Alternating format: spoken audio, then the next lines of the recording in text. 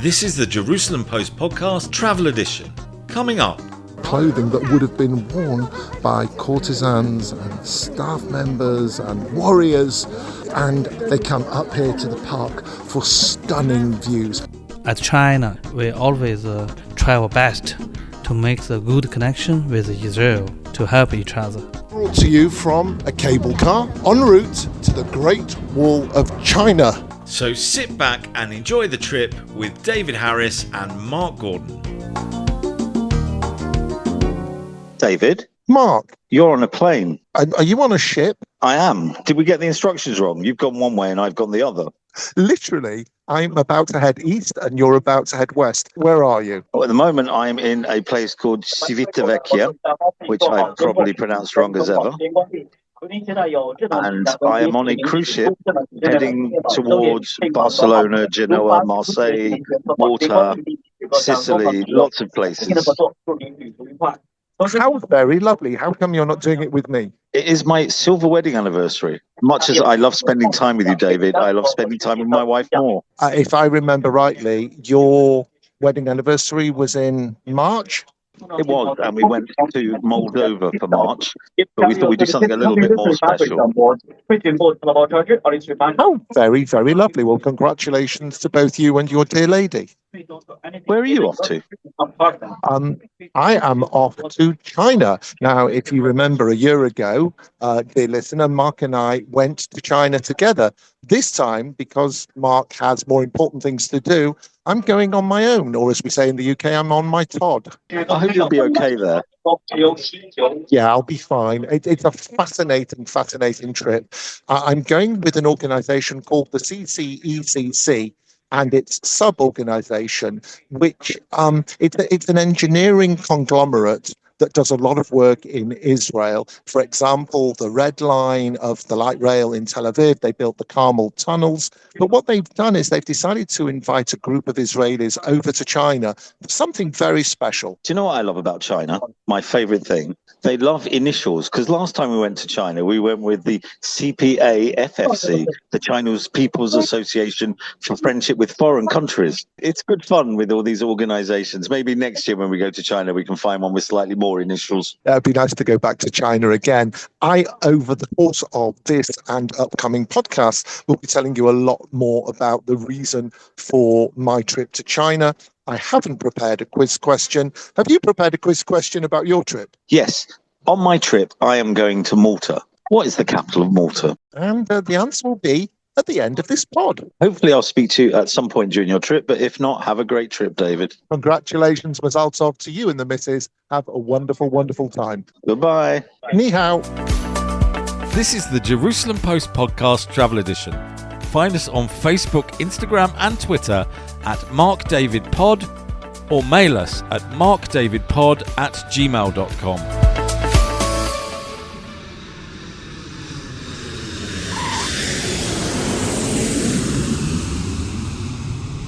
Ladies and gentlemen, welcome to Beijing.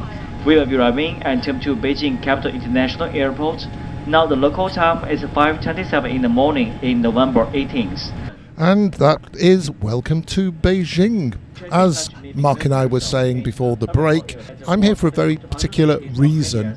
Just give you a brief idea of why I'm over here. I wish Mark was with me. We received a very interesting invitation from the organisation, this civil engineering organisation of China, which has a very strong presence in Israel. They have an organisation, almost a charitable wing, that they set up about 8 years ago.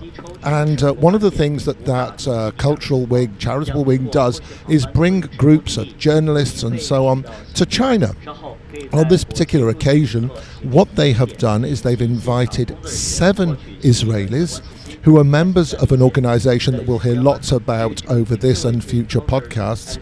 These folks that have been invited are all the children of or the grandchildren of Jewish people who lived in China. Their ancestors arrived in China between 1900 and the Second World War. They were either fleeing persecution or they came for business opportunities. And when the Trans-Siberian Railroad reached China in approximately 1900, that brought an influx, and as we'll hear, thousands of Jewish people moved predominantly from Russia and what today is Ukraine and other parts of Eastern Europe into this part of the world. We'll hear a lot more about it over this podcast and maybe some upcoming podcasts as well. We are taxiing into the arrivals area. We're going to get our suitcases. I think we're going to have a sleep. And then before we head out on a voyage of exploration and discovery of Jewish sites in China, we're going to spend the next day or so enjoying ourselves in Beijing.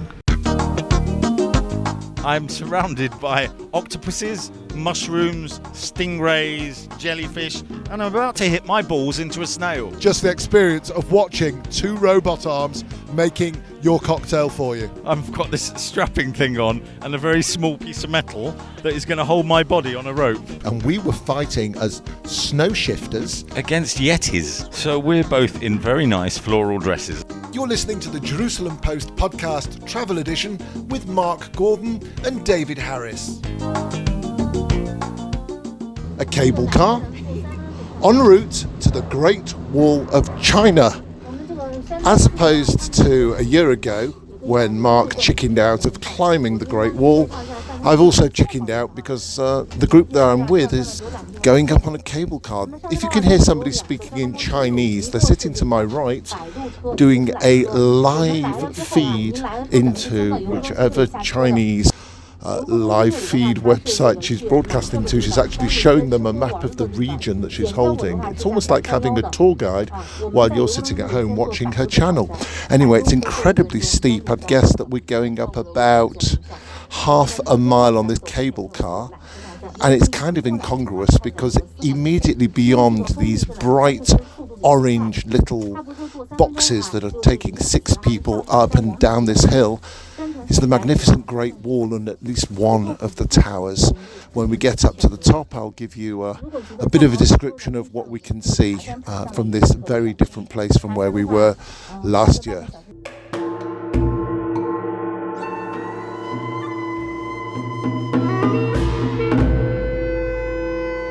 So I've made it to the top of Mutianyu, and no, I'm not out of breath. I took the lazy route. Actually, somebody in my group said, it's not fair, you're blaming us that you've got up the cable car. The truth is, it's such a long climb up to the wall here that I probably would have taken the cable car or piggybacked or something to avoid the walk. Let me tell you a little bit about this place. First of all, as you know, I'm recording in the middle of November. It's beautiful weather, stunning blue skies, clear views all the way to Beijing. That's 40 miles away. You can see the towers there. That's something that would have been unthinkable about 15, 20 years ago when you remember the stories of the pollution in that part of the world. Lots and lots of people, throngs, as you can probably hear. It's one of the most visited sections of the Great Wall in the Beijing area. It takes about an hour and a half or so to get here. You arrive in a little village. You actually, on the drive, go through several villages that are not touristy, and it's really interesting to see the way locals live. Lots of huts, some very nice houses, but predominantly the areas you drive through appear to be poor. We passed a little market, people selling trinkets, little bits of fruits and vegetables, but very small scale farming seemingly here. The wall is much more straightforward than at the section that we were at last year, closer to Beijing. All of the steps, at least in the lower parts, are much more manageable. It's generally seems to be a better cared for area. One of the first things you notice is how green this area is. The hills all around are covered in forest. As much as 90% of this area is forest, and apparently the colours shift through the years. Right now, no leaves on the trees, it's all dry, the fall has already taken place, so things look browner than green. But I'm told that if you come in the spring and autumn in particular, the colours here are just magnificent. The Mutianyu area has several watchtowers that are open, and they provide incredible views over the valleys below. If you stand inside one of them, it's easy, if you can avoid the tourists, to picture how this part of the wall functioned. It was an observation area, and there was communication going on between the towers and the basic defences that there are here. There's, I would say, a good balance here. It's not too crowded, and it's manageable to walk, and it gives you an idea of what the Great Wall was like, because you can see it stringing off into the distance. If you're brave, you can walk all the way up to the top. If you want to see the wall without spending a whole day travelling and having to navigate uneven terrain, climbing up mountains, then it's a good choice. You get the history and the views, and it's an easy visit, and it takes you back to the early part of the Ming dynasty, say 14th, maybe 15th century, which is when this part of the wall was built. It's a once-in-a-lifetime opportunity, and it's something that is well worth doing.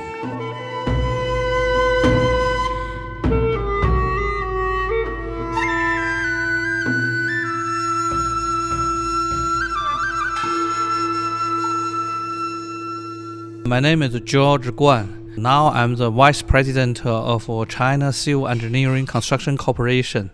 And also I'm the President of CRCC International Investment Company. I'm in charge of all our group's business in both Europe and Latin America. I worked in Israel for 4 years, since 2017 to 2021. So I enjoyed my working and life in Israel too much. And also I was the first chairman of Chinese Enterprises Association in Israel. And I was project manager for Red Line Eastern Segment and the Kalba Station, working in Tel Aviv. I'm so proud of that project, and now it's operating very well. We'll talk about those things in detail, but first of all, מה שלומך? בוקר טוב, מה שלומך? מה נשמע? בסדר. And I understand also that you're a frequent visitor to Israel, even after you left Israel. Yes. I left Israel in October 2021. I was called by our headquarters to work in Colombia. So I fly to Bogota from Israel directly. I worked in Colombia for 2.5 years, and after that, I worked in Spain. So for 1.5 years. Now I moved back Beijing, as vice president here, and I always fly back Israel almost 2 to 3 times per year, because I supervise our projects in Israel. After working in tunneling, this TBM, we have many projects, for housing projects. We got the C5 for housing, for apartment. We are very pleased to work for Israel construction industry. Now we have more than 1,000 Chinese workers working in Israel housing projects. Almost everywhere, from this Shoham to Netanya, from Jerusalem to Tel Aviv, from Beersheba to Ashkelon, everywhere. I'm very proud of that. Let's go back. So the company name is CCECC. I'm imagining that most of my listeners have never heard those letters before. Tell us what they stand for and what your company does around the world. The CCECC, the full name is China Civil Engineering Construction Corporation. In 1960s to 1970s, Chinese government helped to build one railway, line connecting Tanzania to Zambia. We call it Tazara. To build this Tazara, at that time, the Ministry of Railways of China established a new department called Foreign Aid Department by this Ministry of Railways. So Foreign Aid Department, they dispatched many interpreters, construction foremen, engineer, managers to working in Tanzania and Zambia. After 10 years construction, now the Tazara Railway available, almost 3,000 people will come back to China, from this African mainland. So the Chinese government then move them from Foreign Aid Department to establish a new company. The new company name is CCECC, China Civil Engineering Construction Corporation. After that, we worked worldwide, from railway construction to housing building to water supply to construction of airport, even harbor, everywhere. Now we have 112 branch office all over the world. Focusing on fostering comprehensive transportation, CCECC is a vanguard of China's railway going global, laying railways crossing vast deserts, erecting bridges over great canyons, and building highways extending to uncharted territories. CCECC has Myself working outside China for 24 years. 8 years in United Arab Emirates. Now you have a diplomatic relationship by Abraham Accord. It's now good. So I worked in United Arab Emirates for 8 years and Africa for 8 years. I worked and traveled 27 African countries. And then I moved to Israel for 4 years, working in Israel 4 years. I lived in Ramat Haifa near Sheba Hospital. I enjoyed the working life all over the world, and Israel gave me very, very impressive memory. A very beautiful country and very strict standard, but the people work very hard. Yeah. I was talking generally to people within your company and people who are on this tour, and the impression I got was that clearly it's very different working in Israel to working in Africa, because there are the standards. In some ways it makes your job easier because there are rules that you have to work to. It must be a challenge for you to go from such different places, from, like you said, from Africa to Israel to Colombia to Spain. As a manager, as a leader, it must be challenging. Yeah, but I can't see the standard in Africa is lower than Israel. This like Botswana, South Africa, Tanzania, Uganda, all of these countries are from Commonwealth countries. They just follow the BS, British standards. It's also very strict, But anyhow, in Israel, due to the this high standard request, due to this request by the government, they ask for more and more stricter standards. So especially for the huge infrastructure construction works. So everybody should take care. And I remember you take care of the safety. So safety is top priority for all the human beings, not only for Israeli, but also for foreign workers. It's very good. So safety is top priority, and the quality, schedule. I know it's not easy to work in Israel, but we enjoy it. Yeah. Obviously, lots of people who live in Tel Aviv were angry for a few years because of the disruption to their lives with all of the building. But for those people on the Red Line, they now are in love with it. It's a wonderful project. When you go back to Israel, what do you feel when you see this project? And also, for example, the tunnels in the Carmel or the Gilo tunnel and all those other huge infrastructure projects. What does that make you feel inside? Yeah, very proud of the production we did. China and Israel established a diplomatic relationship in 1992.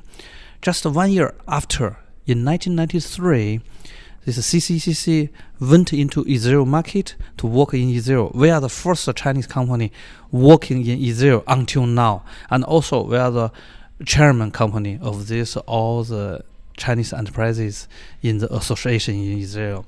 We did this Carmel tunnel.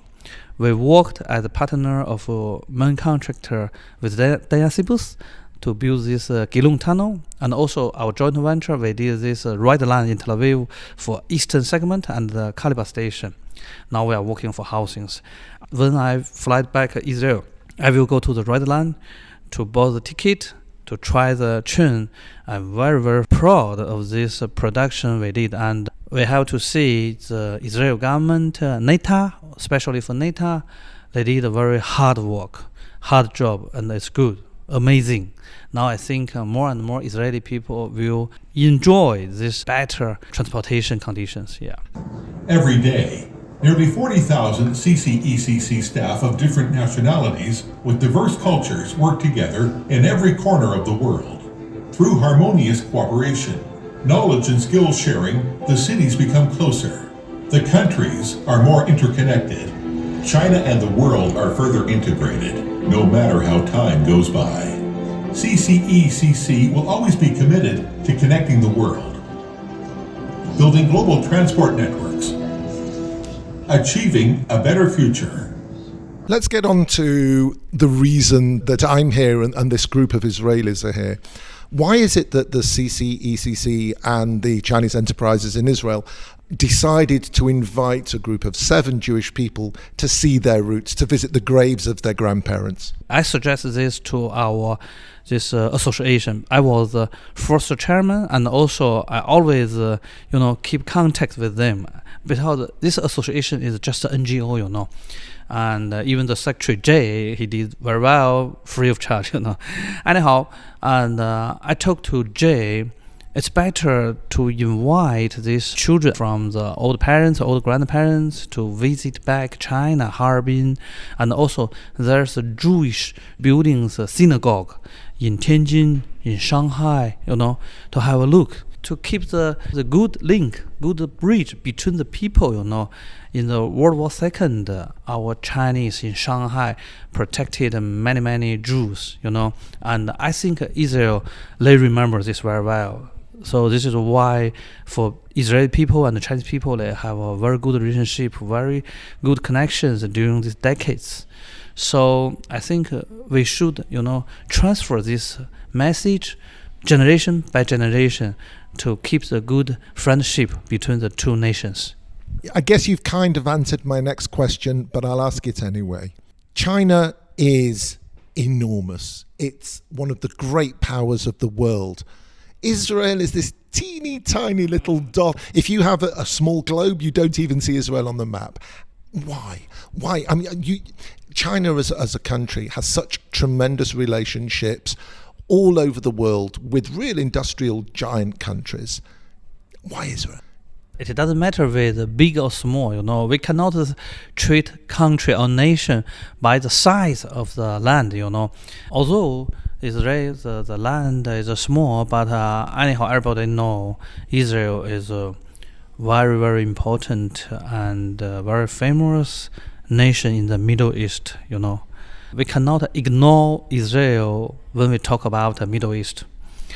As China, as our Chinese people, we should treat this friendship very well. So I think we always try our best to make the good connection with Israel to help each other.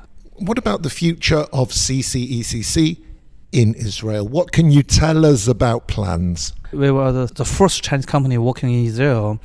Now we have more than 1,000 Chinese workers there in Israel. We are working for many housing apartment projects. Now the NATA, they just published the tender information for M1, M2, M3. It's a metro project pre-qualification, We are trying to pass the pre-qualification, working with the local company together to build a wonderful metro for Tel Aviv, for Israeli people, and offer the good working opportunities for Israeli people also. George, thank you so much for your time in Israel, for your love of Israel. Listeners can't see, but you smile and I see your heart opening towards Israel. Thank you. Toda. Bavakasha. This is Mark Gordon from the Jerusalem Post Podcast Travel Edition. Find us on Facebook, Instagram and Twitter at MarkDavidPod, or mail us at markdavidpod@gmail.com. Welcome back to the Jerusalem Post Podcast Travel Edition with Mark Gordon, who is somewhere on the seas of the Mediterranean, and myself, David Harris, and I am in a place we've reported from before, but I thought it's good to come back to, which is Tiananmen Square, the world's largest public square, and also the symbol, the heart of what it means to be the modern state of China. So let me begin by saying that when you first step into the square, the scale is what strikes you. It's 440,000 square meters, big enough to hold over 1 million people. It was designed in the 1950s with its vast openness, an intentional symbol of national unity and political power. Facing the square to the north is the famous Tiananmen Gate, the Gate of Heavenly Peace. It's where Mao Zedong declared the founding of the People's Republic of China in 1949. You recognise the spot immediately. Mao's enormous portrait hangs above the gate, and it's flanked by red flags that, like today, very rarely stop waving. In the centre of the square is the monument to the people's heroes, a towering granite, I think you call it an obelisk, surrounded by carved panels telling the story of China's revolutionary struggles. It's a place of quiet reflection with all the hustle and bustle of this enormous city around. And you hear the vehicles, but they kind of pale into insignificance. They kind of pale into insignificance when you're in the centre of this giant square. To the east sits the National Museum of China, which is home to some of the country's greatest treasures, ancient bronzes and ceramics, and what's said to be a 2 million year history of the humans of the region. It's one of the largest museums in the world, and if you only get to explore one wing, you'll get more of a sense of what China is all about culturally. On the west side, directly opposite, is the Great Hall of the People, which is somewhere that you've probably heard about. It's where China's parliament meets, where the state banquets are held, when you get the foreign dignitaries coming into the city, and where major political events unfold. And it's got grand columns and vast auditoria, which obviously are designed to impress. And perhaps the most poignant site is to the south, which is the mausoleum of Mao Zedong. Each morning, thousands of visitors come to pay their respects, Chinese people, of course. And inside is the preserved body of the man who shaped much of 20th century China. Beyond the monuments, I'd say Tiananmen Square is a place where you feel the pulse of Beijing. Each morning at dawn, there's the raising of a huge national flag, families strolling around, small children with their teachers, students photographing everywhere. And as Mark and I remember, if you're a foreigner, highly likely to be approached by eager young Chinese children who are anxious to learn their English. I guess if you're a history buff or a culture seeker, or just curious, Tiananmen Square is absolutely a place you must come to if you're in Beijing, and it really leaves an indelible impression. Have you listened to the Jerusalem Post podcast travel edition? I'm David Harris, and together with my co-host Mark Gordon, we bring you the best from the world of travel and tourism. We have people who literally fly to Park City just to do the ski minion. And it has that heavenly taste that you don't really find nowadays in the market. When was the last time you went to a restaurant and they bought you a picnic basket about 8 courses in? The Dracula tour, that's a very unusual honeymoon option, really. The Jerusalem Post podcast travel edition brings you the joys of travel and tourism. So why not subscribe today wherever you get your podcasts? Cheers, Mark. Cheers, David. We've heard that from George from the CCECC, and then we took what for me is a nostalgic trip already to Tiananmen Square. Mark, where in the world are you now? Buongiorno. Ethiopia. Wales. No, I am off the coast of Sicily. Have you already docked in Sicily and visited, or that's to come? That's to come. A late start today. We're docking probably in the next 20, 30 minutes. And then we've got 7 or 8 hours to wander through Messina. Oh, very nice. What are you wearing? Just a towel at the moment. I've just got out of the shower after the pool. Too much information. We'll put that to the listener. It was more of a weather reference, just so you know. We're recording this in the middle of November. So what's the weather like in the Mediterranean? It is 18, 20 degrees Celsius, about mid 60s Fahrenheit. But there is a little rain cloud that seems to be following our ship. Yeah, you're having fun, lots of booze and good food? Yes, last night was 60s, 70s, 80s night. And unlike previous cruises that we have done, there wasn't a lot of 60s costume out there until the disco around 11 o'clock. And then there were maybe 30 or 40 people dressed like hippies, including myself. Oh, so what did you wear? And don't tell me it was your towel. No. I had a wonderful, colourful flower power shirt that I ordered from China. So that brings us very nicely onto my side of things, since this is meant to be more about China than the Mediterranean. We've talked a bit about the CCECC, which is this umbrella engineering company, which is a subsidiary of the government. And I've also been to visit Tiananmen Square. So I thought it'd be nice to sort of do a combo discussion of both of those now. CCECC has got really sort of nothing to do with the Jews who once lived in Harbin, etc. Why does a company like that invite folks like this to Israel, in your opinion? I think, having been to China with you before, China very much has a long-term strategy of ideally friendship with everybody. I think China looks to expand industrially, and I think it's taken a very sensible approach that it's better to have friends. I think that makes a lot of sense. I suspect that a lot of Israelis, I know a lot of Israelis, and I'm sure Jewish people and supporters of Israel around the world think differently. But at the end of the day, most countries, especially countries that are industrialized and are looking for contracts and to boost their own economies, are simply looking at the world through that prism. Yeah, and I think we'll have mentioned this on previous podcasts, but if you go through Israel and you look at where China has invested, it's invested in the port in Haifa in the north, which has ended a monopoly of a single port in the north and allowed for competition.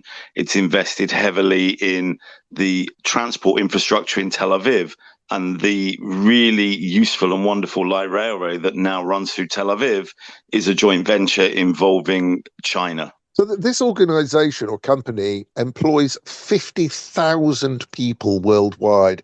Obviously, only a fraction of that is in Israel. But I was talking to one of the Israel staff members, and he was saying that right now, what they're into, rather than those giant engineering projects in Israel, is actually housing and developing apartments in some of Israel's fastest growing cities. In fact, for example, in Karmei Gat, which is by Kiryat Gat in southern Israel, that's a place that a lot of people from English-speaking countries are looking at moving to and could well end up buying into Chinese-built properties. And believe it or not, I've actually spent some time in the last few weeks in Karmei Gat, and you can see it's a whole new neighborhood growing up, villas and lots of apartments.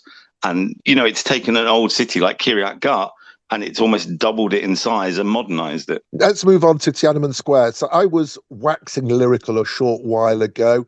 I may or may not have had help from ChatGPT, but it sounded all very poetic. Do you remember our visit there a year ago and the hordes of people in the searing heat? I certainly remember the heat. I remember it was August and we were dripping by the end of that trip. I also remember the lovely little family that came and gave us a Chinese flag and had their picture taken with us in the square. So today the square was, I don't want to say empty, but given that it can hold 1 million people, it was virtually empty. And our guide said that he'd deliberately chosen that particular hour to come because in the mornings, even in this early stage of winter, it's still really busy. But it was completely different. There were still kids and school groups and families, and they wanted to have their photographs taken. But it was such a different environment. How's the weather there? there compared to August? In Beijing, today has actually been balmy, above freezing. Quite pleasant, actually, as long as you're wearing a coat. I'm going to be going out for dinner in a few minutes, so it might be somewhat colder after dark. What I'm not looking forward to, or I'm actually fascinated to know, is what it's going to feel like when we get to Harbin in the north, which is in the height of winter. Temperatures there can drop to -30. I think maybe at night it'll get down to -10.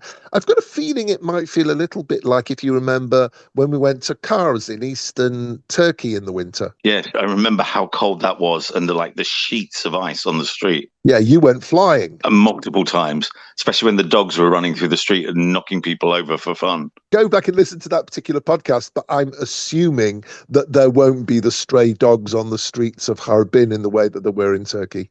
And with the cold weather in China, it may explain why there are a lot of Chinese people on this cruise in the balmy heat of the Mediterranean. Which brings us very nicely back onto you. I'm guessing you need to go in a sec if you're already docking. Have you got some good photos to share on social? Okay. It's all been a bit grey, which is not fantastic for photos. But in Civitavecchia, we took some lovely pictures of what there is, an ancient arch, our lovely hotel, the sort of city square, the sea. Hopefully, Sicily will be a little bit more colourful. On to Civitavecchia very quickly, which is the port of Rome, even though it's an hour's journey away from Rome.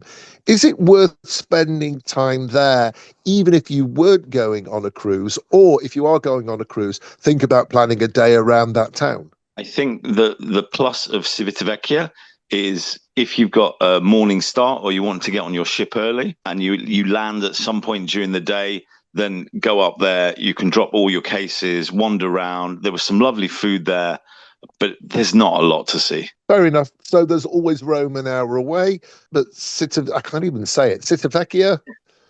Repeat after me. Civitavecchia. Civitavecchia. There you go. But I probably pronounced that wrong anyway, but it has that extra syllable in it. Mark, have an amazing time in Sicilia, and I'm sure we'll talk about it later in this pod or in an upcoming pod. Catch up with you soon. Have fun.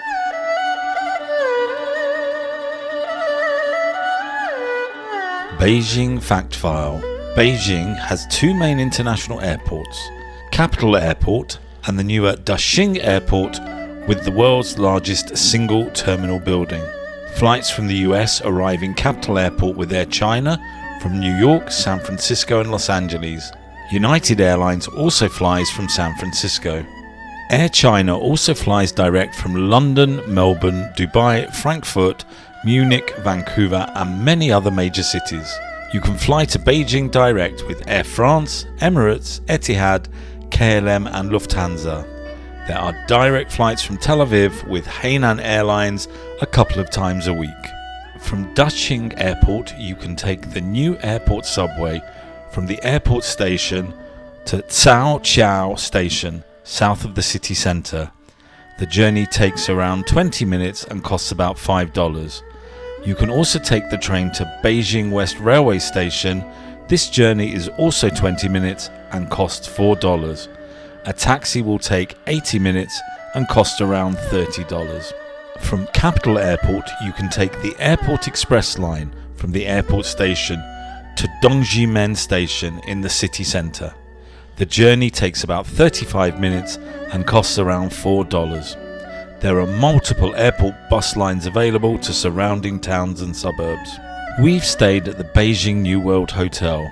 Other recommended hotels in the city include the Pushuan Hotel and Spa, the Peninsula, Hyatt Regency Rangjing, Mandarin Oriental Wang Fujing, Bulgari, Rosewood and the Eclat.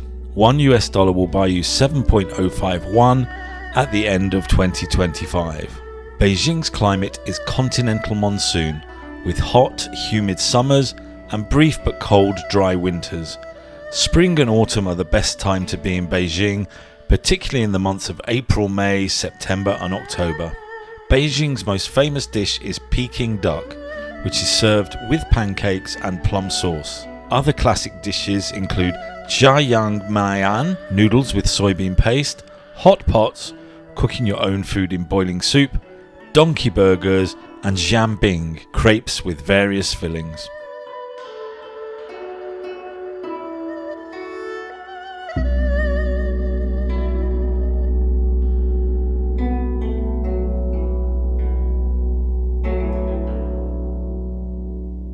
Well, after climbing an inordinate amount of steps, I finally come to Jingshan Park.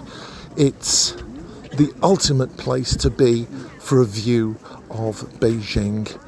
It's just before sunset. It is stunningly beautiful. It might be the middle of November, but it's warm, it's pleasant. I am surrounded by dozens or hundreds of young women and some men who are in traditional dress. They go to the Forbidden City, the home of the royal families for the last 600 years of China, and they dress in the type of clothing that would have been worn by courtesans and staff members and warriors in that period. And after they finished mainly taking selfies in the Forbidden City, they come up here to the park for stunning views. And what is absolutely remarkable here is you can see into the Forbidden City, which is a square kilometre. That's an incredible amount of land. The Forbidden City is straight in front of me, but if I look to my left, I see the central business district of modern Beijing with its huge skyscrapers, one in particular towering above all the others. And I wonder to myself, what would the emperors of old have thought of modern China, a united country where all the different parts of it since their day have come together. It's of course expanded, and the technology that comes out of this country. What would they have thought? You're listening to the Jerusalem Post podcast Travel Edition. We are in the beautiful Italian city of Napoli. We're in downtown Dubai. We are at the Mountain Dew Synagogue in Baku. We are in the magnificent city Krakow. The Jerusalem Post podcast Travel Edition brings you the joys of travel and tourism. So why not subscribe today wherever you get your podcasts? If you listened to our previous podcasts from China, we talked about the Central Axis, this historical 5-mile long line that runs right through the very centre of Tiananmen Square, the various temples, the towers. When the Olympic Park was built ahead of the 2008 Olympic Games, that line was continued and now runs, rather than the original 5 miles or almost 8 kilometres, a remarkable, let's say about 15 miles, 16 miles or 25 kilometres. And it brings you not only through those historical areas that date back to the 1300s, but something that took place not too long ago in the Olympic Games. We're visiting right now with the group of Israelis who are spending a few days in Beijing before heading to their ancestral homes. First, we are at the track and field central stadium, which is known as the Bird's Nest. Its official name is the Beijing National Stadium, and it was opened on June the 28th of 2008. It cost about $500 million to build. It's made from steel lattice. It rises to an impressive 69 metres, which is pretty high. I guess multiply that by a bit more than 3, about 200 feet. It can host 91,000 people at its maximum, that's during the Olympics, and currently it can take about 80,000 people. Just down the road is the Beijing National Aquatics Centre, also known as the Water Cube, and that obviously held all of the swimming competitions. Its unique feature is its remarkable exterior. Are you familiar with Aero chocolate bars? Because that's what it looks like. It's plastic bubbles made from something called ETFE. I've got no idea what that stands for. and it was the world's largest ETFE structure at the time. It could take 17,000 spectators, and today about 6,000. And the question is always, what do you do with these types of places? Well, in the case of the aquatic park, it now houses the Happy Magic Water Park.